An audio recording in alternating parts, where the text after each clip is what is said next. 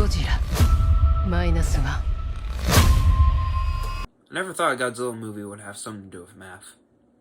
Wait a minute. Hey guys, it's Ben Kelly here, and today we are going to be reviewing the brand new Bandai Movie Monster Series Godzilla -1. I picked this guy up at a convention the other day, and I decided, you know what, I want to kind of get back into the spirit of doing these figure reviews. Try something a little new, something different with them, so I thought this would be a great starter, seeing how we are a couple of weeks away from -1 in the United States, and I cannot wait. So with us being a month away from seeing the release of -1 here in the US, I was like, you know what, I gotta pick this guy up because eventually I gotta have a -1 in my collection. I had my eye on this guy because when it comes to just having like a simple figure representation of the kaiju that I want, the Movie Monster series always has my back because they just offer the most simplest and cheapest options for kaiju collectibles. And I know some might point their fingers at Playmates saying, what about those guys? And while Playmates can make some very good figures, like here the Hong Kong Godzilla, but other times they can make extremely mid to bland to just downright horrible figures. Playmates might offer figures for like $10.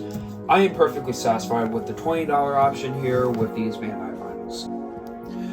But with that out of the way, let's get right into this figure. So, first of all, I just want to say I love the design of Godzilla. It's honestly it might even become my favorite design for Godzilla of all time. I just think it's perfect. I know some might say that it's just a redesign the Ride Godzilla, but comparing them side by side, they are just two completely different models, and I really dig this guy's design. So going off the sculpt, I think the sculpt is fantastic. It clearly represents Godzilla from the new movie, and I think it's really great. There's not a lot I can say about the design, or not the design, the sculpt here. All the details stand out, and it looks amazing when you set this guy on like your shelf. So overall, Bandai knocks it out of the park again with their beautiful sculpt. But now I want to get to some of my complaints with this guy, because although sculpt-wise he's fantastic, Bandai, what is this? I know Bandai usually does like the most simple things in the world and don't even really paint a lot of the important aspects here, like, you know, the fingernails or toenails, which Playmates doesn't do as well. And I know that some people are like, well, you could just paint them yourself, but if you're paying $45 like I did for this guy, then you shouldn't have to really expect paying that much. And while they did paint the nails on this guy, of course they didn't paint at the bottom, but that doesn't really bother me.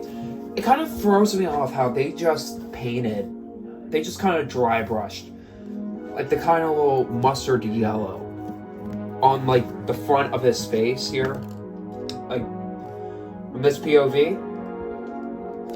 But they didn't bother to just do all that on the back. And again, I know Bandai doesn't really do this all the time, but they've shown that they're capable of doing it. So the fact that they just decided not to just really kind of throws me off, because I feel like if the color here is fine, because, well, first of all, that's how it kind of looks on the tag. I know it's not really the best, but the color here is fine. I just think that if they took this color, they put it all over the back, you would have had an amazing figure. It really lets me down. Also, another thing, I can't tell if this is just me, but my copy has this like little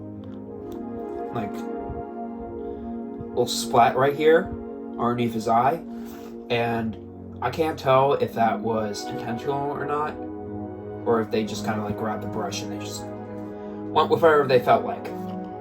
I've seen other copies that have that, so maybe I'm just not the only one. But it's kind of a big distraction for me. So here I am comparing him with two other Bandai vinyls I own, with the Burning Godzilla and Final Wars Rodan, the Gamera Guardian of the Universe, and the 2004 Gigan, Playmates Kong and Skullcrawler, the High Rodan, the SH Monster Arts Mecha Godzilla from Godzilla vs. Kong, Freddy Fazbear, NECA Hooper and Quint, and just for the hell of it, the NECA Halloween Kills Michael. So overall, my thoughts on the Bandai Movie Monster series, -1.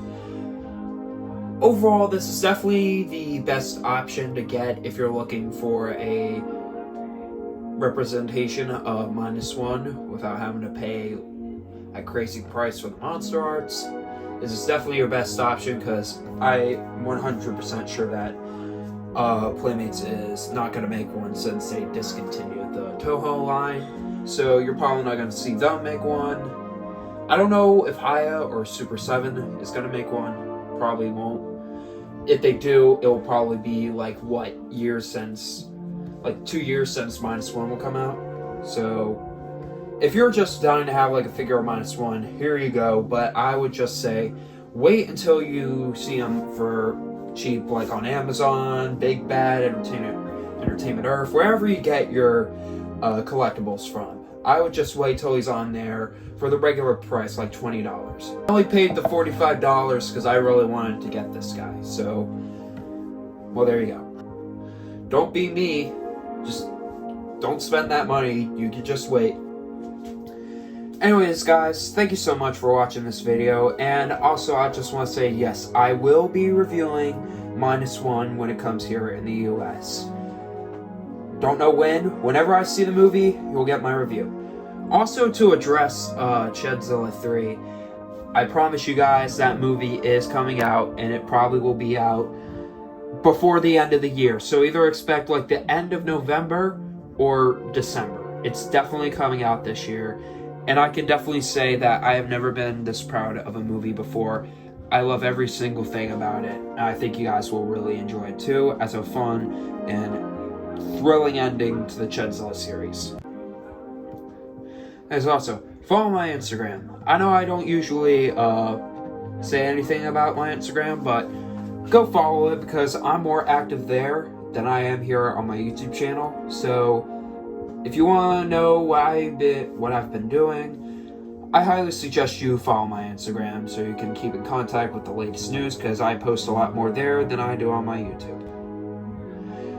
But anyways, guys, I hope you all enjoyed the video. Make sure you like, comment, subscribe, and I'll see you all next time. But what are you doing?